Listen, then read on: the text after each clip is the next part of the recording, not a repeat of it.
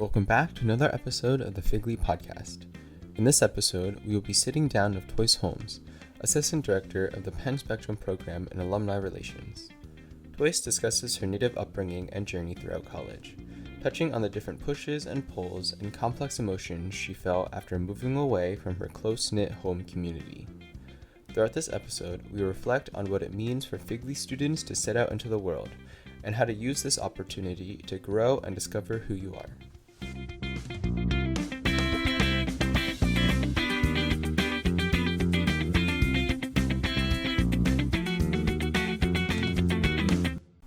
Hello, welcome to the next episode of the FGLI podcast. My name is Peter. My name is Emily. And today we are joined by Toyce. Hi Toyce, how are you today? Hi Peter and Emily, I'm fine, thank you. So before we get started, could you introduce yourself? Yes, my name is Toyce Holmes, Joyce with a T I always say. I use pronouns she, her, and I'm the Assistant Director of Penn Spectrum Program in Alumni Relations. I've been at Penn since 2018. I just celebrated my 5th year. Oh, awesome. And, I got my start working with the Upward Bound program here at Penn, working with students, first-gen students to gain access or to understand their path or journey to college. Not particularly to Penn, but to any school that they wanted to attend. And then I did a pivot over and worked at the Greenfield Intercultural Center for about 3 years, working with our first-gen student community population and our Native Indigenous folks before coming over here to Alumni Relations. It'll be a year since I've been here now. Wow. Congratulations. Yeah, Thank congrats. you. Thank you. And I want to note, I'm not from the East Coast. I'm from Oklahoma. So it was a bit of a culture shift for me to come and be on the East Coast and working with students and learning a whole new area, not only geographically, but just learning about the people in the city and the history here. So it's been a good ride. Yeah, it definitely feels like you've done a lot already since 2018. Yeah. Like jumping around Penn. Everything. It feels like it. I agree. But I think working with students has been a highlight, and now working with students who are now alumni is definitely been a joy. Yeah, awesome. My family's also from Oklahoma. They live in, do you know Broken Arrow? Yes, Yeah, Peter. like near Tulsa. Wait, what? Really? Yeah, or it's part of my family's from Oklahoma. I did not know that. Yeah. How did Me I not know neither. that after I've known you all these years? Yeah, when they immigrated to America from Vietnam, they first started in Hawaii, and sometimes I joke like, why couldn't we have just stayed in Hawaii? Yeah, but they went from Hawaii to Oklahoma, and then like my mom and dad went over to New Jersey, where we live now. But yeah, like a good chunk of my family's from Oklahoma, or living in Oklahoma right now. Oh Why'd my they goodness. What? Why'd they move? I don't know. I think they said that when they worked in Hawaii, they could like sustain themselves, but it wasn't like they couldn't like go from there. It was like okay. It was a lot of like farm work or like cleaning like bathrooms and like restaurants and stuff like that. So they said that they could like earn like enough of a living, but they didn't see like any like future There was a for them ceiling there. for them. Yeah, there was a ceiling. So they ultimately like decided to move to like Oklahoma, where I think there's like a sizable like Vietnamese population there too. Yeah, so a little backstory. Emily, you have any ties to Oklahoma? Oh, no. Okay, well. Yeah, I think the only tie I have with like the West Coast is like the reason why like my mom told me the reason why like our whole family is like in America is because like my eldest aunt, who is like 18 years older than my mom, she married this guy that she met in Hong Kong, but like the guy's sister, so like my aunt's like sister-in-law, she married like someone else that lived in California, and his family is like they came over to America like during like when like the Transcontinental Railroad was like being built. So then like that's like the reason why all of us have like visas and stuff like that. So I thought that was really interesting. So that's where you tie your ancestry or your journey here. Wow. Oh, yes. Okay, I want to start with the icebreaker first before getting into the questions. So, Toyce, for today's icebreaker, what utensil would you be and why? What utensil would I be and why? If you could be any utensil, which one would you choose? I want to be the knife. Oh, why is I'm that? going to cut through things. I think as I get older, there's things that you think of a knife and you look at it, it's a little aggressive, right? I mean, it's a knife. It's used to cut things in half, right? And be violent. And I think that as I've gotten older, I want to be more maybe assertive in things that I do. I know I grew up with a culture of being passive and being silent is to not make waves, these kinds of things. And now as I'm just experiencing life and my lived experience and seeing the world, I kind of want to be a little bit more assertive. And I think a knife does that. Just the look of it. You don't even know what it does, but you see it and you're like, wow, okay, that's a force to be reckoned with. Yeah, it's a knife. And so I think that's where I like to gravitate toward now. Now, you asked me 20 years ago, I might not have said that. And 20 years from now, I may not say that. But right now, I think I'd like to be a knife. Nice. I like the analogy. Yeah, me too. Peter, what would you be? I would maybe be like a pair of like tongs. I don't know. I feel like I like cooking with they're like chopsticks, but just like easier to use. And I feel like there are like many uses. You can like just like actually maybe I'll just be chopsticks because you can like use them to like pick things up. You can like cook with them.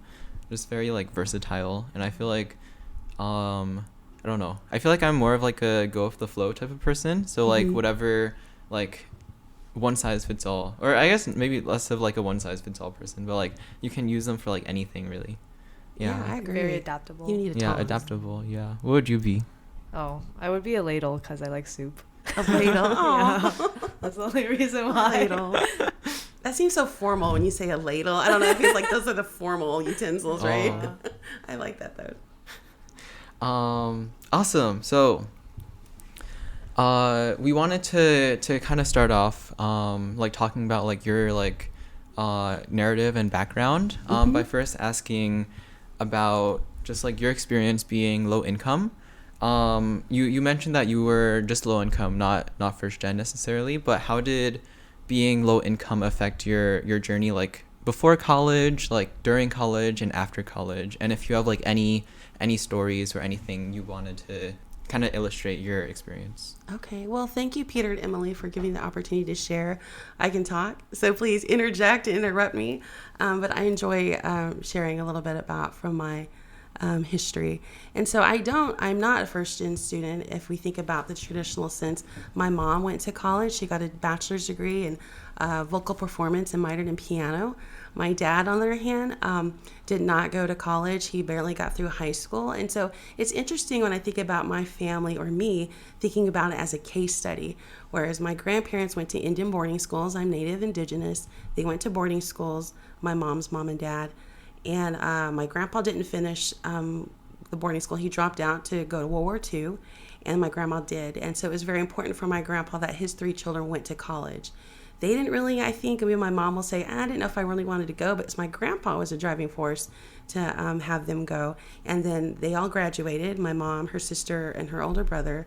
And then that just really enforced for grandkids to go to college for me and my brother.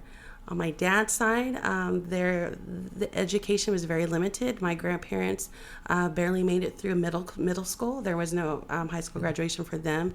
And there's about 9 of my dad's siblings, and about half of them graduated from high school. And so on my dad's side, I definitely can see how the influence of one side of the family influenced me versus the other side. So my brother and I are the only ones that hold a bachelor's degree and a master's degree, and there's about 20 grandkids. And so there I can kind of see both sides. Yeah. But even though my mom had a college degree, we were we were low income. My mom was a teacher. My dad was a mechanic and an artist. And my mom taught at a pueblo. She taught in New Mexico. It's a pueblo just 30 miles north of Albuquerque, in between Albuquerque and Santa Fe, New Mexico. If you're on your way to Santa Fe, you can see the pueblo there. But anyway, it's a Bureau of Indian Affairs school, and she held that job for about maybe 8 years. However, it was a federal position, so you can get bumped if you don't have certain qualifications. And unfortunately, my mom had to take a test, and she couldn't pass the math part. And I grew up with her always telling me, I hate math. Math is so hard, right? And so when it came to this point for her to take this test for her credentialing, she couldn't pass it. And I remember just the anguish of watching my mom try to study, trying to figure it out, and she just could not take it after repeated attempts. And so because she didn't have that credentialing, she got bumped and no longer could have her job. And so she didn't know how to pivot, you know, and if she was sitting here today, she would say, I didn't know how to pivot with that. And so her and my dad decided to be artists. And that was when I was in middle school. Mm-hmm. And so in middle school, they decided to go full-time art. And with art, it's up and down. It's seasonal. When it's good, it's good. And when it's bad, it's really bad. And I didn't come from an upbringing where we learned about finances in terms of saving, how to bank, how to do all these types of things with money. And my parents just weren't good with that. And so there were some rough times coming up there. They did their best, they did with what they knew, but it was difficult. And so when I was going to college and thinking about it, there wasn't a question about going. It's like, oh, you're going, okay.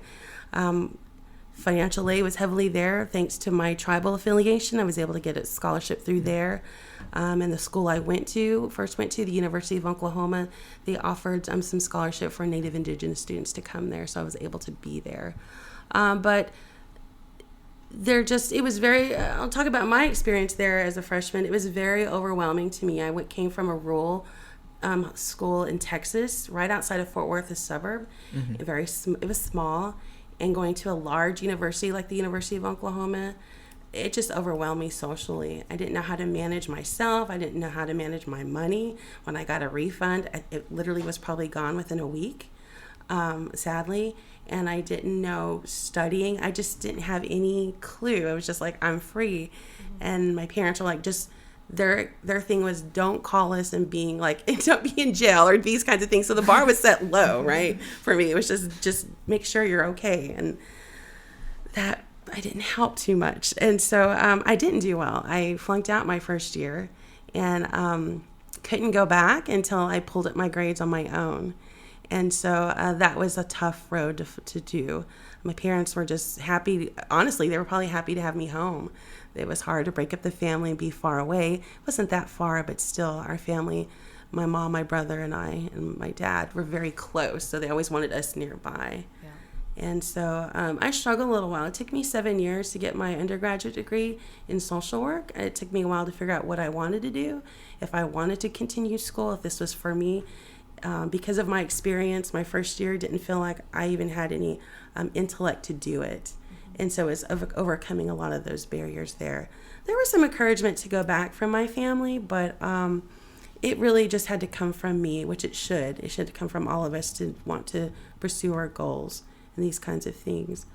But to get back to going to school after doing such horribly academically, it was hard. I accrued some student loan debt because of those issues. And so poor choices, not having family or parents to help me understand what loans meant to them. Well, getting a loan was good. I mean, at least you qualified for it, Toyce, get it, right? And that's not how you should look at a loan these days, right? Or at least at that time. Mm-hmm. And so it was difficult to navigate there. Yeah. I have another story, just a tangent off that. When it's time for my brother to go to school, we were excited to help him go. He started off at Fort Lewis in Durango, Colorado. And he was going on different scholarships, and they had different opportunities for Native Indigenous students. And we got there, and the dorms were really crowded, and so they had him be in like these little apartments with folks. And my brother didn't have a closet. It was like a paper closet, if you will, or one of those cardboard ones. Mm. And my dad was like, well, my brother's name is Micah. He's like, well, Micah, you know, if you don't like this, you can just come home. You don't have to stay here and be here. And I remember my mom like, no, he has to go to college. This is what he's supposed to do. But it was a neat inflection point, or a point when I thought, you know, college is important to us. But my dad was like, well, you know, you don't really have to. Just come back and stay with us and be with the family, right? So that was kind of the always come back to wanting to be home. And I don't know if that's a family culture, or if that's a Native people just wanting us always to be close nearby, and thinking everything would be okay. So going back to originally what your question was, my experience there being low income, that was definitely hard. I saw it even as when I graduated, I got a degree in social work. I didn't know how I was going to pay for my last semester, my senior year. And so there was a fellowship offered in the School of Social Work that if you decided to intern with child welfare, where you investigate, or the foster care system, if you do that, they'll pay for that final semester, but then you have to go work for them upon graduation. So I thought, well, that's not a bad deal. And really understanding what child welfare was about, I just saw dollar signs and they were going to pay for my whole senior semester, that last one. So I did that. Got a rude awakening of what that was, although I think child welfare really taught me a lot of good things and bad things. But my point was, when I graduated and I got that job, I didn't have to look for one. My check was $28,000 for the whole year. And when I found that out, when my family knew what I was making, they thought, oh, wow, you made it, Toyce. And this is back in the 90s, which that was still a lot of money there. But I remember my family thinking, wow, that's pretty amazing. Like, good for you. And I was like, yeah, good for me. But still not understanding even money. I remember I had to write a hot check my senior year for a book. And it was only $18. Maybe it was $18, but I didn't have any money and I needed that book. It was for a speech class that I put off. And so ever since I wrote that hot check, back in the day when you could write hot checks, I was scared of banking because I always heard my parents say, yeah, if you write a hot check, that's illegal. You have to go to another bank. It's going to follow you. And I didn't really understand that. So when I thought, great, I'm writing this hot check. I know I'm not going to be able to bank for a long time, but this is important because I need to graduate. Mm-hmm. And so even when I got my first job, when I got my check, I was scared to open a bank account because I thought, what if there's a warrant, or what if they're going to get me and say, you wrote this hot check, right? I just didn't understand it, even as a graduate undergrad. So there was this liquor store around the corner from where I worked, and they would cash checks. So for the first 6 months, I would get my paper check and then go over there and get it cashed. And they take out X amount of money out of that check, right? Yeah. But at least it was cash, and I just kind of lived in cash for 6 months until I asked a coworker bravely, like, how do you get direct deposit? How does this all work? And then she proceeded to explain to me and help me get that set up so I could have direct deposit. And no, that hot check you wrote isn't going to follow you. It's probably fine. Maybe call the institution and let them know and pay whatever needed to be paid. And I did. I called them and they're like, oh yeah, we have this here. It went in delinquent. I think it went to a collections. I had different addresses, sadly, through my undergraduate years, and I never got that mail. So I paid for that and it was fine. And I thought, oh my goodness, okay. So even just having a checking account was difficult and scary. And even sharing with my parents some of this information, they were like, well, I don't know to tell you there. So little instances like that, even as a professional, wow, just really influenced me. And even my trajectory now, when I think about people having a portfolio and CDs and stocks, that's very foreign. I really had to learn and trust a little bit about what people are telling me was correct, because money is somewhat, I would say, a taboo, maybe, concept in the home. We don't talk about money matters outside our house. That's nobody's business but ours. Even if we're, failing at it miserably, it's still ours to bear and nobody else. And so asking for help, even as a family, wasn't an option. Yeah.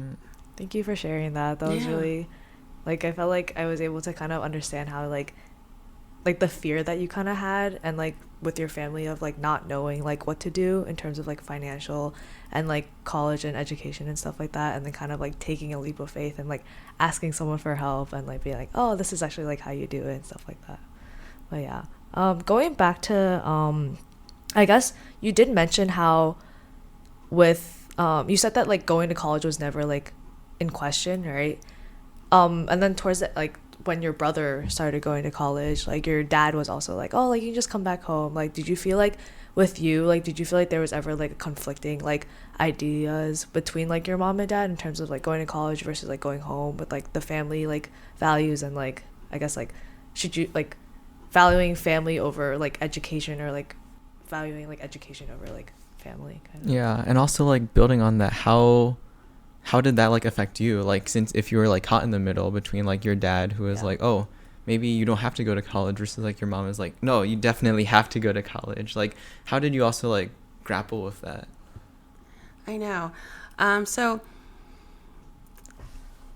I think my mom always shared stories about her going to college and doing, I did this, I did that, and the point of finishing.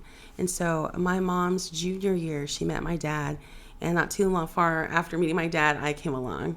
And so she always told me the story about, I had you, but Grandma and Grandpa made sure that I went back, so much that they took care of me for a little bit so she could want my grandparents to say, get her life together, her and my dad, to figure it out, right? But that was so important that she finished. And she goes, that's why it's important for you to go. But I still didn't put the dots together about, well, why? Like, I can just go get a job over here. Isn't that the point of college, is just to get a job? You know, not even understanding income and salary and how it affects people, right? I mean, I saw how we lived and I thought, well, I guess we're getting by. And a lot of people around us were struggling. And so it's like, I guess this is just what we do. People struggle sometimes.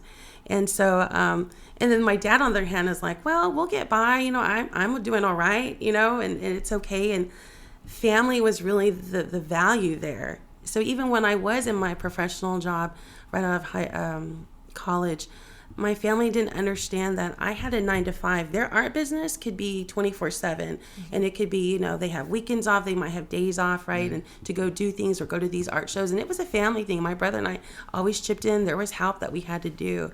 And so when it came to, well, there's this art show, we really need your help. We're expecting you to come. It was just expected. I'm like, hold on now, I have a Monday through Friday job. I can't come. And it was hard for them to even understand, well, why can't you just take off and just come help us? I'm like, because I can't.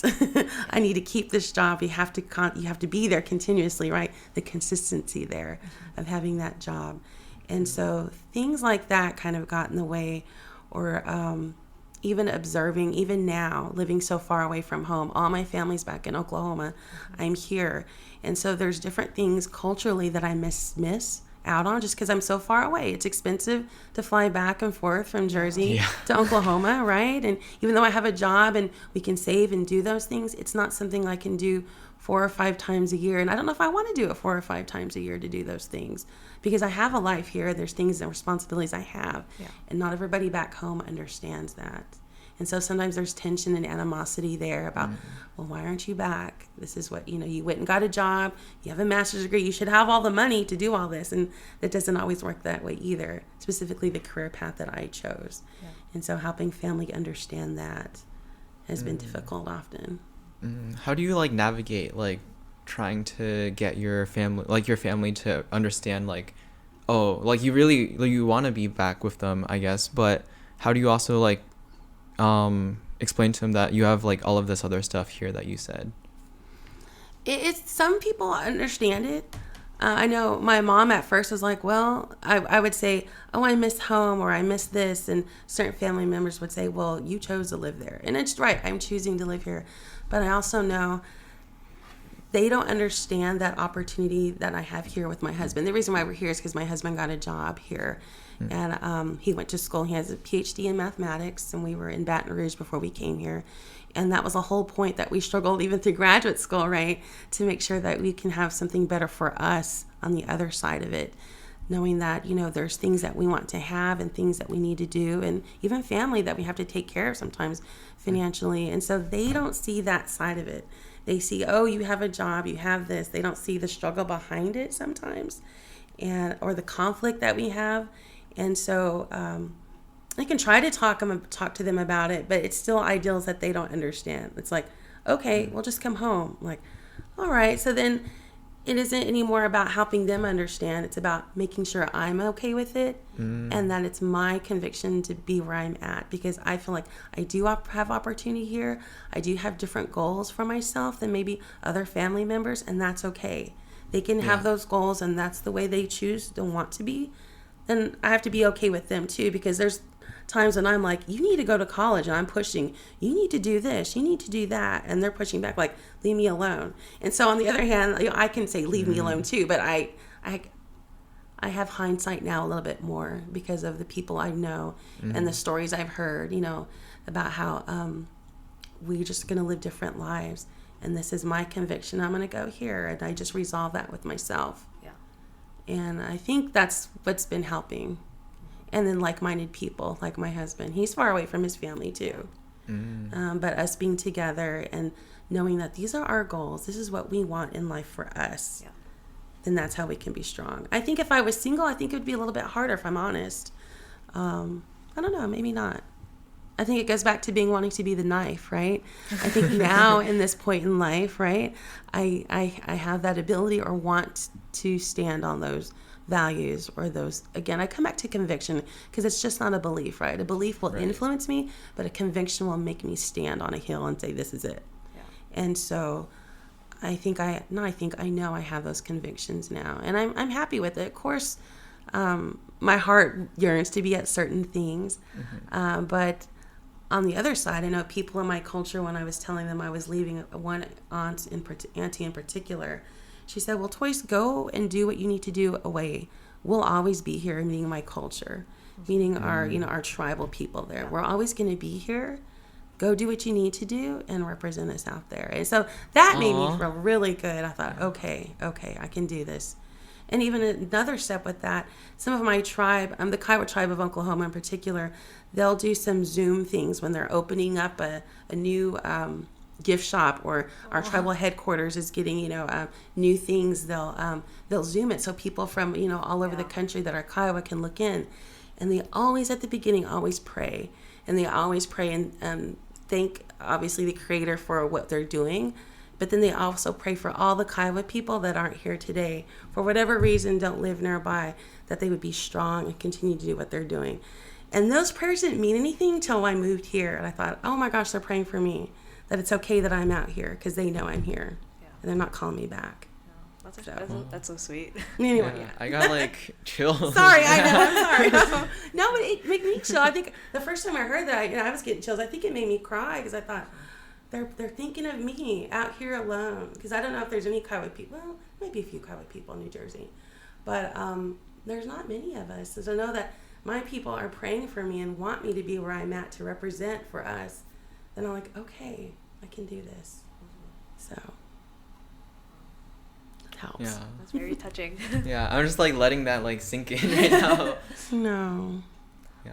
Related? Sorry, you can go. I was gonna say, relating back to, you mentioned how both you and your husband left or now very far away from home, right? Mm-hmm. So is he also Figley or first No, he's not. Okay. No, he's not. Because do you guys feel like, although you guys are both away from home, do you guys kind of have similar struggles or mindsets in terms of being away from home, or because I know you said that with your family it's kind of they don't really understand why you have to be away from home, but it's is that similar with your husband, and it's are you able to kind of talk about it with him and relate to him, or is it somewhat different?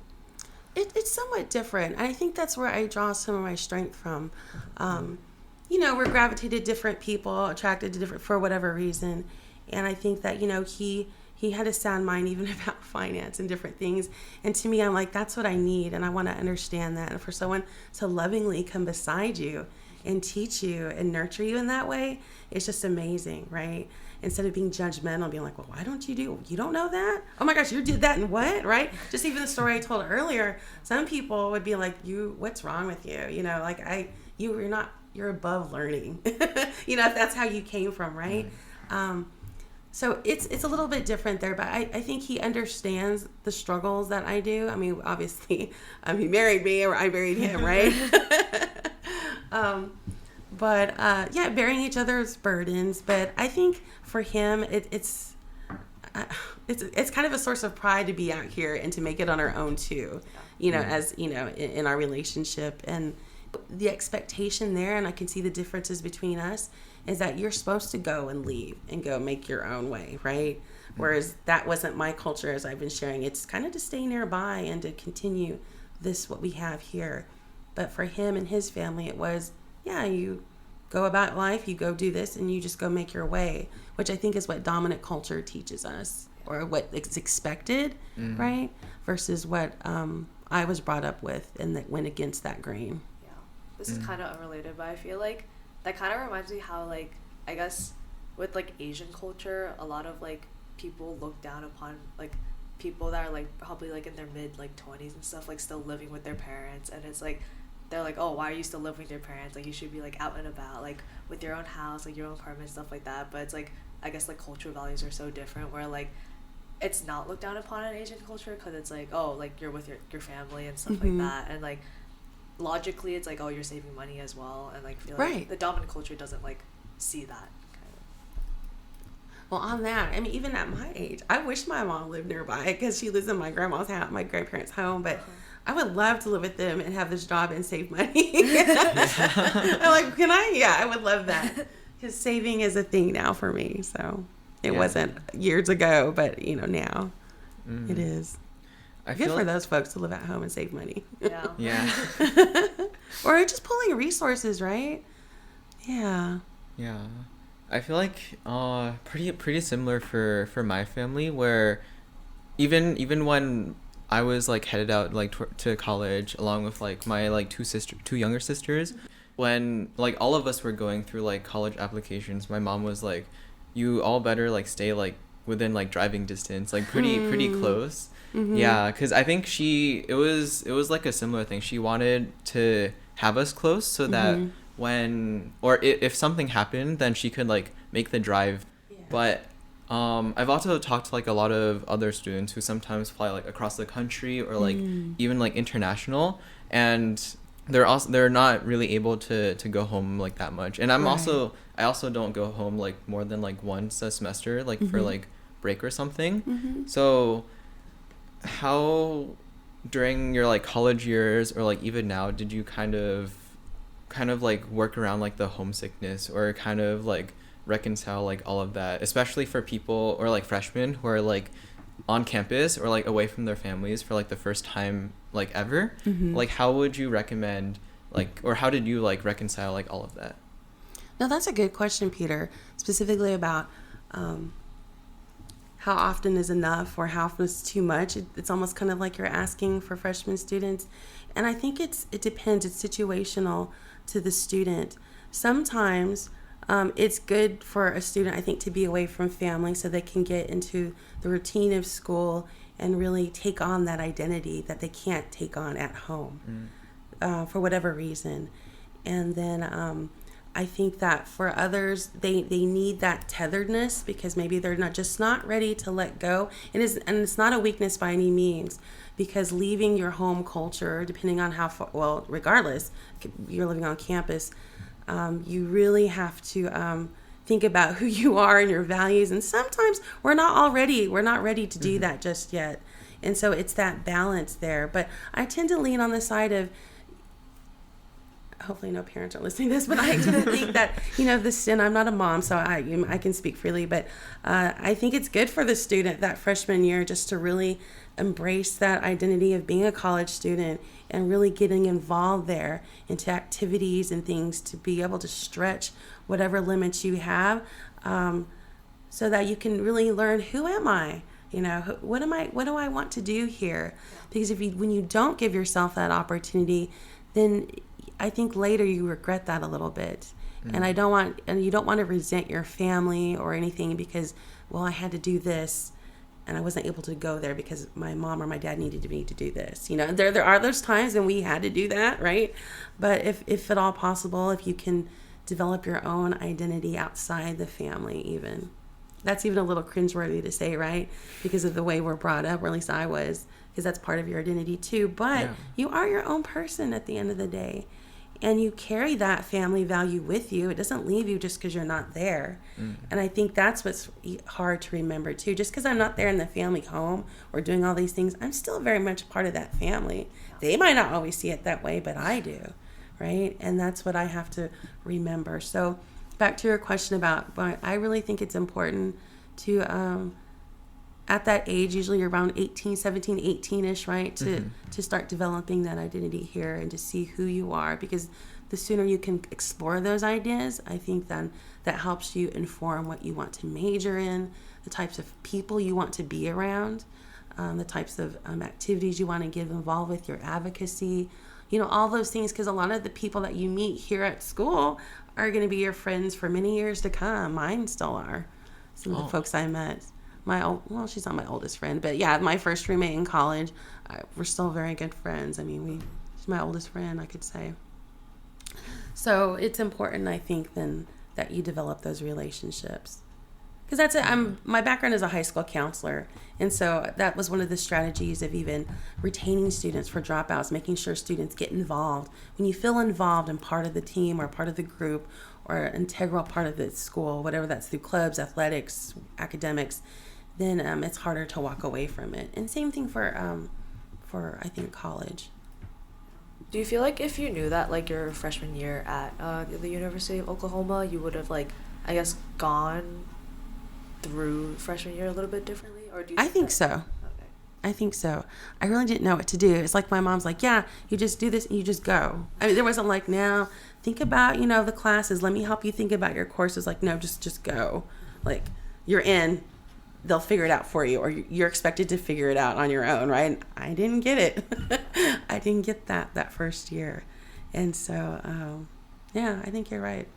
Had I joined a club or, been more resourceful and had a desire, I honestly think too, me as a student, I probably should have went to a junior college the first year, just because I think I'm one of those who really couldn't really fully have my full identity of who I am and what I wanted to do.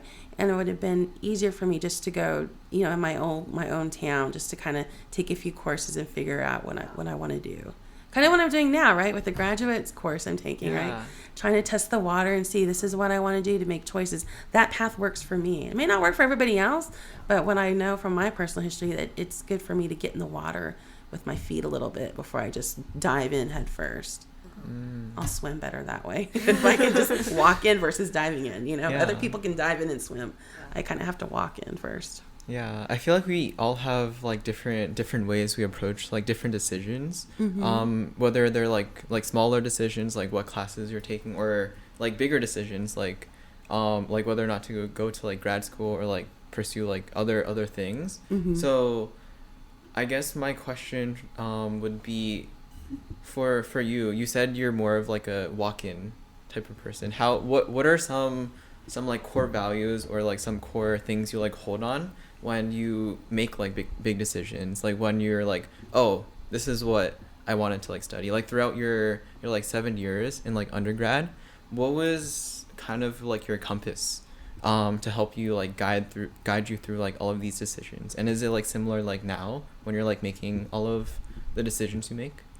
I think so. I think thankfully I had some people in those 7 years who encouraged me even when I was down, and who told me the things that I was good at, right? Because people so often tell you, oh, they can easily tell you what you don't do well, and it's obvious what I wasn't doing well.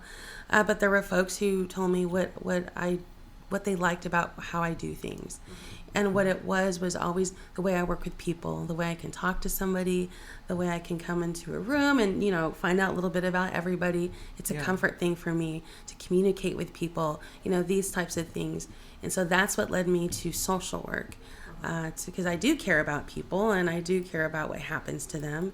And so people encourage me in that way, listening to them, people that were of value to me, hearing those voices versus the people that I just wanted their attention and they weren't telling me the good things, right? So it's finding those people in life, whether it's people or a person who can be honest with you and tell you what you do well after they've seen you. So like a mentor or somebody like that can, and I think it'd be a good idea even as students to ask a mentor, what do you see me doing well? What do you not, because again, you're graded here, right? At school, right? Or college. The assignment you turn in, not so much of what you do well, it's what you got wrong in it often. So or maybe it is, I don't know. But a trusted mentor to say, what are those things I do well to help you kind of navigate life? Because it's hard for us to see, even at that age when you're comparing yourself to everybody, right? The comparison game, you'll always lose when you play that game. So listening to folks, I think, was really helpful to me. Even finding social work. And then the coursework really resonated to me too once I really focused and dug in and thought, no, this is for me. This is what I want to do. But the motivation had to be there first, and I wasn't ready early on. Yeah, Kia, when we talked to Kia, for anyone listening who doesn't know who Kia is, she is amazing, and she's fabulous. She's at the GIC, I think associate director at the GIC. But she also talked about finding like the people that are your adders and like multipliers who like help like build you up, help like point out your like really good like qualities, like your strengths, and then like help like support you when you're like working through like different challenges and stuff like that. Because I think she said or she quoted like a book that was like, oh, there are like people who are like adders, multipliers, subtractors, and dividers.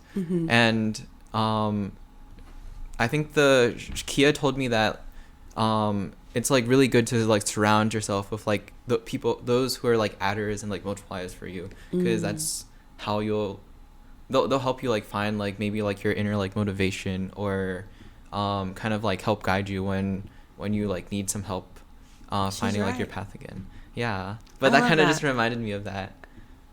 That's cool. Yeah, because I mean, would you dare do that though? I mean, you don't have to answer this, to go to a mentor and say, you know, what do you think I do well? I mean, I wouldn't know to do that when I was 18 or 19, right? To get some feedback like that. Yeah, my next question was going to be like, oh, how do you think that, like, I guess with like FGLI students who kind of like, I guess their whole entire lives was just growing up around like their family and like kind of like going to them as like their first thing, like how do they kind of like learn to open up to like I guess essentially strangers, and like be like, oh, like, can you help support me, like what, like how do they like kind of create and form that like relationship with mentors? I know that's a tough one because it involves trust and sharing some things. You know, I don't know about your cultures, but my culture, I mentioned about money, like you keep we don't talk about family business outside that front door, right? I mean, whether good or bad stuff, right? It's keeping problems. Yeah, same. Even therapy, I've had to be in therapy before to help me navigate some issues in life, right? But that was like, why would you go tell a stranger business, right? And so back to your point though, Emily, I think you have to push yourself to do that. If you don't, you won't succeed. You really do need mentors and people to do it together. You think about university life and all the activities and the programs and things that they have here. They're there because people saw that there was value in them, or, you know, administrators, we see that there's value in those. Yeah. And so knowing that, then that should tell a student, hopefully, and it's not always conveyed in that way, that these are important too for you to come take advantage of. And taking that first step is always the hardest part. But when you need help, you need help. If you're not going to get it at home, which a lot of us didn't, I didn't, certainly didn't, then you have to look for other places to get your answers. And your question is, how do you do that? I think you start with just someone simple, one person, and then, you know, they were kind to me. I think, you know, maybe there's someone I can look into. And there are those people on campus. Just because that person is for you, Emily, doesn't mean that person is for Peter, right? It's always going to be very specific to the student and the area that you're comfortable in talking. And it can be even just something simple, just talking about something surface level to see if that person is you're going to gravitate to them, if that makes sense. Yeah. I'd have to think about that a little bit longer, but you're right. It is a risk, right? But we're also taught that risks are good to take, right? Sometimes family culture is like, oh, it's too risky, don't do it, yeah. Right? It's that kind of that sense of, I think, again, go back to family and the culture there. But taking a risk is good. And there might be people who are like, you know, I don't have time for you, or I know I can't. I'm like, okay, you know, and that feels really abrasive at first, but at least they were honest and didn't string you along. That's why I'm learning to look at that. But it goes back into networking, and I think that's what at the Greenfield Intercultural Center really was trying to help FGLI students in particular think about your network. And that's even a high-level word to me even now, but just a relationship building. Like, how do you do that? Because you just don't do it here. You're going to have to do it when you move on to a job or your industry and your discipline, right? Making relationships with the right people. And I don't mean the right people that can get you somewhere, but the right people that are going to support you and not be villains in life. I think this is like a very like sharp like transition. Sure. But I was curious from your work at like the GIC, working with like a lot of like FGLI students. What was like the most common thing you like saw like FGLI students like struggle with, and then how did you kind of help guide them through those struggles? Or like for like current people who are like listening, who like maybe like are like currently going through those struggles, or like are like almost like maybe they're like headed towards college now, or maybe they're like post grad or so, and so like experiencing like all of Right. those challenges. How would you recommend, or how did you recommend people like navigate whatever challenge you saw was most common? I know. So when I came on, and like it was fall of 2019, we didn't have all the resources that we have today in 2024. And so a lot of the questions that came in had to do a lot with money. Mhm. And so how do I navigate my refund? When do I get it back? How do I pay for books when there isn't anything left over right now and I need $1,000 worth of supplies just to start for whatever reason for their major? Or I suddenly need to hurry and go home. Someone got sick and I just got here, and someone passed away, or someone got, I need to be home really quick. How do I do that? Those types of questions were coming in from FGLI students. And so it was Valor Cruz, to her credit, was the one who really knew the ins and outs of the institution in terms of who to ask, and versus, and even at that time, not everything was centrally located. So it's not like I could say, oh, go to this website and find information here that you can read. And then when you have a question, then come back and ask me and we'll go further so we can know how to help you.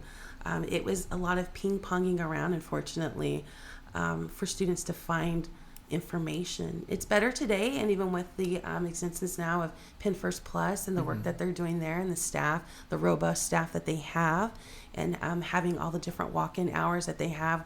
We didn't have that back even in 2019. Just still the GIC shouldering all of that to try to help students, guide them through that. And so that was a lot of the questions there of navigating that. And then two, it was students who were about to graduate. We're thinking like, how do I leverage my network? Again, I'm looking for, or juniors looking for a job or internships. How do I leverage that? Where do I look? How do I use the people I know to ask for things? Because it's kind of rude to ask for things, right? In some instances, right? But that's how the game is played, specifically here at Penn. And so helping students understand that, and the GIC met the challenge there by creating Penn Flash to help students meet alumni in an informal setting, to be able to ask, here's my resume, I don't know, and for them to look at it and say, oh yeah, let me help you with this, versus going on a LinkedIn and saying my resume is getting chopped up and they're saying I'm nothing, right? But someone actually wanting, again, lovingly come beside you, alongside of you, and help. And so that was too, that was, I would say that's the next thing about helping students navigate finding a job. And the career services does a good job, but FGLI students I think are a little bit different, because we don't know how to use sometimes all those tools there. We're not ready to use them yet, for whatever reason. And so helping folks, guide them through there. Again, kudos to the Greenfield Intercultural Center, who picked up this work early on and just saw the need. And I feel like they still continue to see the need there and try to help folks.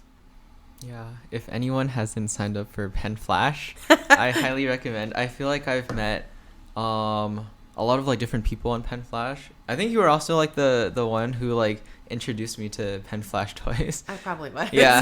that was part of my job. Yeah. But I think like when you like were like, oh, they're just like people who just like can just like help you, even though you like maybe you don't like have like a specific question to like go to them with. Because I feel like sometimes for myself, and like I feel like for a lot of like other like FGLI students, you don't want to like go up to someone with just like I don't know, like type questions. Right. But for the people I met who on like Penn Flash, they were able to like be like, it's okay if you like don't know what you like don't know, because how would you know? Right. Kind of. How would you know? How would you know? So I think like from there I met like a lot of different people who just kind of taught me like little things along the way. And there's one person that I met like sophomore year, and I'm still talking to them now. Fantastic. And they're like, oh, if you're like, whenever you finish your like personal statement for like med school, you can like send it to me. I can like help you look at it.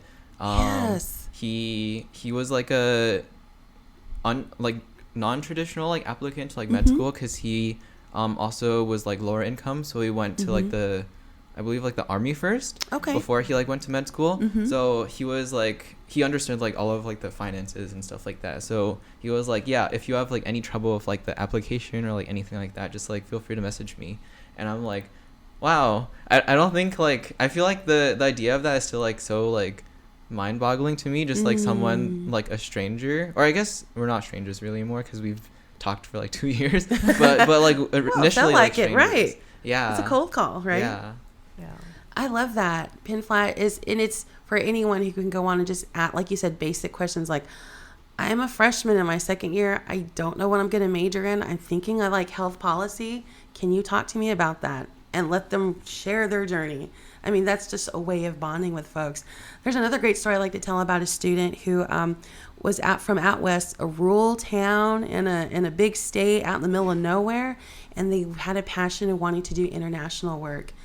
But when they came to me to talk to me about, the frustration with it at being a FGLI student, stating that, I'm in classes with folks, their parents are diplomats. And so they already know this job. They already know what to do. They already have connections. If they just asked a family member, they could be in touch with all kinds of people around the globe. And I'm just this little FGLI person from this rural town. I didn't have exposure, but I had the dream and the passion. So what do I do? And so putting them in touch with people that have that, right? That firsthand knowledge. Now that person graduated, that person is now on their way working. They got a prestigious scholarship to do international work and foreign service, and they're just right now waiting to hear back which graduate school they'll go to. Awesome. But it was because they reached out and said, I don't know what to do. I'm frustrated. I'm mad. And that's okay. That's a good place to be, because that's when you're ready to like anything, right? Versus if you're still a little bit timid, and then getting them plugged into the right people. And so it goes back to, it's okay to be frustrated and mad and even cry about it. Many people I've had cry, and I cry with them at the Greenfield Intercultural Center, to think about what can we do, being at, just frustrated, I don't know what. Being at this big institution with so many opportunity and resources, why can't I as a FGLI student manage? Why am I not making it? Why do I not know this or that? Because you have to come somewhere and ask. And so all those emotions are good things as long as you put them in the right direction. Don't sink inward, push them outward so people can help you and connect you. I feel like one good thing that Penn does is like with the FGLI community, when I was in, maybe backtrack. So like when I was in high school, I feel like there weren't that many FGLI students around me, and I kind of like viewed that identity of that part of me as a very like taboo thing. But then like coming to Penn, like realizing that there's so many people that are FGLI, and like how there is a FGLI community here, and like how like there's so many resources for FGLI students, it kind of showed me like, oh wow, like the FGLI community is like is actually a strength rather than a weakness. And I think that like all the people listening that like I think you should embrace like your FGLI identity. And the thing is that like it can lead you to like, I guess, so many more like connections with like other people that like maybe like that have the same like experiences as you and can help you through like what you're going through, because it's like what you're going through is like you're never alone, and like there's always like someone that knows like what you're dealing with. Right. I love that. And exactly, I mean, that's what Penn Flash is. Those alumni are you. So 5 years from now, you'll be on there and I'll be like, hey, Emily, there's a student here that's really a FGLI student who's nervous about health policy, and they just don't think they have the ability, not necessarily the ability, but the ideas to move forward with this. And you'll be like, send them to me and let me tell them about how I found my way, right? That's exactly who's on Penn Flash now. Yeah. You, just 5 years down the line. Aw. So get ready. Hopefully you'll get on Penn Flash. I need some folks to help. Are you on Penn Flash right now, Emily? I am on Penn Flash. Okay, if anyone wants to learn more about health and society, bioethics, Emily is on Penn Flash. Yes. Seriously, there's a freshman probably hopefully listening and is considering that, and they're like, what is that really? Yeah. Do I really want to do that? And it's one thing to get it from a professor or an advisor, right? But from a student, it's so much richer. I could say the same things, but coming from you will be more meaningful. And rightfully so, right? You're in the thick of it and doing it. Not me. Yeah. You know, fun fact, Peter was the one that introduced me to Penn Flash. Yeah, I'm continuing your work. I'm like helping like propagate Penn Flash. Yes, good. Well, I mean, that's the best seller, right? Going back to Kia, right? Kia said the best form of communication is word of mouth, right? Yeah. So if you think it's a value and I value you, then that I'm going to value it as well, or I'm going to listen. Yeah. To what you have to say. Yeah. Are you on you're also on Penn Flash, right? If people want to find you on Penn I Flash? am on Penn Flash, yes. No, I am. I'm happy. Even though I work in Alumni Relations, I still have connections with students, FGLI students that are still keep in touch with me, or that, when I'm going to go to graduate school, I still write some recommendations. But always happy to talk to students because you are my customer one day, right? My alumni. Yeah. So. Yeah, so if any student wants to reach out to you to just like talk to you more, how would you recommend them get in contact with you? Please email me. It's ToHolmes, TOHOLMES @upenn.edu.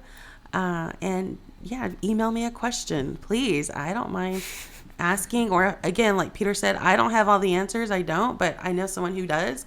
And so I'm happy to connect you that way. Awesome. So, to kind of wrap up the interview. Alrighty, I'm kidding. I'm just teasing. If you have one piece of advice for just like anyone listening, what would it be? Whether it be related to first gen, low income, or just like in general, what would one piece of advice? What is one piece of advice you would give to anyone, or maybe like yourself, maybe like in the past as well? Oh, that's good. Well, there's a lot I would tell my younger self now, but she had to have those bumps in her road to make her who she is today, and that was just her journey in life. But I think that's the advice then, that it's your journey, and it's not going to look like anybody else's, and it shouldn't, because if it did, then it might be kind of boring, right? Because it's yours. And embrace the curves, the curveballs, right? It's not a linear path. We always think it will be, and it's just not. Even when you leave here, even if everything was linear when you came here at Penn, this is the major, I'm taking these classes, I'm going to be president of this, I'm going to do this, I'm going to do that. If that all worked out, it's still not going to be linear when you get out of here, when you move on. Opportunities come out of hardship, out of despair sometimes. That's how our doors open. And so lean into those times. And I just can't say enough, it's running your own race. And I still have to tell myself that today. I think as people, we get caught up in comparing ourselves and thinking, I'm the same age as them. I took the same class as them. I have the same GPA. Why aren't I them? Because you're you. We need you in this world, not another them, right? Or the other person. That is what I'm trying to say. And so that's important. Penn students were handpicked to be here. There were a finite amount of seats, and you're here because of your intellect, because of who you are, because of what you could bring to the table in all your identities. Embrace that and know that you matter and you belong here. And so all the opportunities that are here, they're for you. And take them, embrace them, and just go forward with that. I love that. Everyone here is amazing. I told Peter and Emily earlier that when I talk about students, not by name, of course, but with other people, I always say, oh, and this amazing student. Everybody said, we know they're always amazing. Just tell the story, tell us what you think about these folks. So everyone's amazing here. And just embrace your journey. It's a good journey. It'll get you to where you need to be. Awesome. Thank you again, Toyce. So yeah, thank you so much for agreeing to be on this interview and sharing all of your stories and advice. Just all of your background. I feel like a lot of people would really like resonate with that and like take a lot away from it, because we talked a lot about like networking and like family and like Penn Flash, GIC, like everything. So yeah, thank you again for giving us your time for this interview. Yeah, it was really insightful, like hearing like all your experiences, how like it led to like who you are today, and how like what we can take from it, and also like apply to like our own journey that like we're still like going through. Yeah. Right. Yeah. Well, you're welcome, Emily and Peter. Thank you for asking me to come and speak. I always enjoy talking. Anytime anybody invites me, I'm there to talk. Just ask me. And I appreciate that you're doing this FGLI podcast, that you see the importance of it, of storytelling. And that's what this is. There's so much wisdom and power in storytelling. and live in hearing what other people experienced and how I can add that or include that in what I do moving forward in terms of my own personal journey. Yeah. Your journeys here. So thank you for taking the bold step to do this. And I look forward to hearing this in the future. I don't know. Hearing my voice is a little bit cringeworthy, so we'll see. But thank you. These are well thought out questions, and I just appreciate the service that you're giving for FGLI students. Awesome. Yeah, that was the main motivation behind making it. Just like passing along like advice, wisdom through storytelling, because I feel like you could like read in a book or something, or like have just like someone just like lecture at you and just be like, do this and you'll be fine. But I feel like there's something like more like powerful or like different about like hearing it from like a story, like, oh, like this person went through what I went through, and like here they are right now. And like because of that, like I think that I can like do it myself. Like why can't I do it myself? But yeah, I agree. Yeah, good points. Awesome. So for those of you listening, if you enjoyed our episode, feel free to follow us on Instagram at FGLI Podcast, and check out our website at fglipodcast.wordpress.com. For our other episodes, you can find us on Spotify at the FGLI Podcast.